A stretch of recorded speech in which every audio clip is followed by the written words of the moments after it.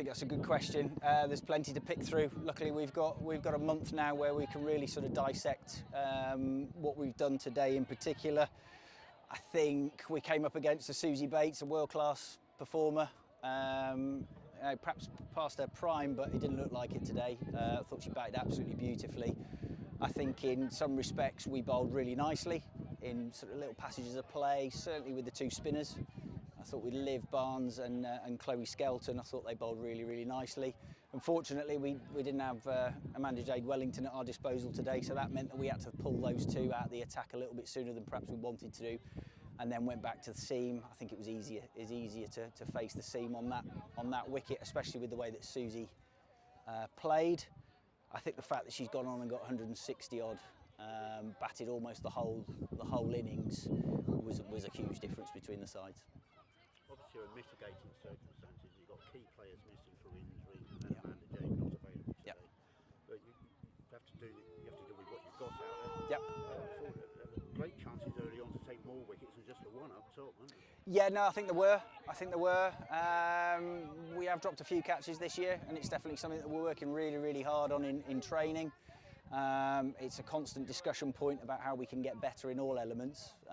Fielding certainly be one of them, and that's something that we're going to need to address in the next month as well, going into those last 4 games. But yeah, I think at times we created some decent opportunities. We beat the bat on numerous occasions, but yeah, we didn't quite capitalise maybe on the movement that was up top. And whilst we bowled some really good deliveries and put pressure on them, it then felt like that pressure was sort of released every now and then with a 4 ball or an easy single that then just sort of released the pressure a little bit. Now, obviously quite an intimidating thing to have to do, chase down 350. Yep. Decent enough start.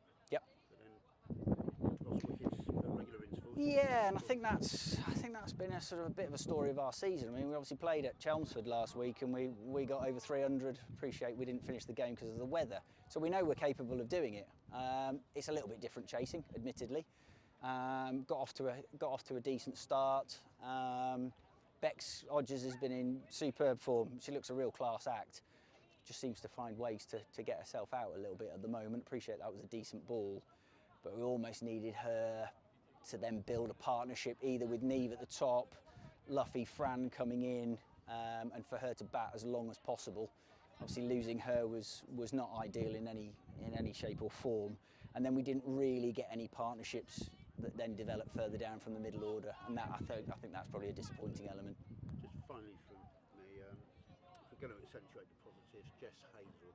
Yep. Another half century. Yeah, no, absolutely. Back-to-back half centuries, and batting at 5, it's a pivotal sort of position in 50 over cricket. She's come in and done a decent job with a bit of pressure on her. We just sort of sincerely hope that continues for the remaining 4 games. But we also need to get runs from other departments as well. We can't just be relying on Jess. Bex Hodges at the top. We need our whole batting lineup to fire for us to really challenge for those final 4 games.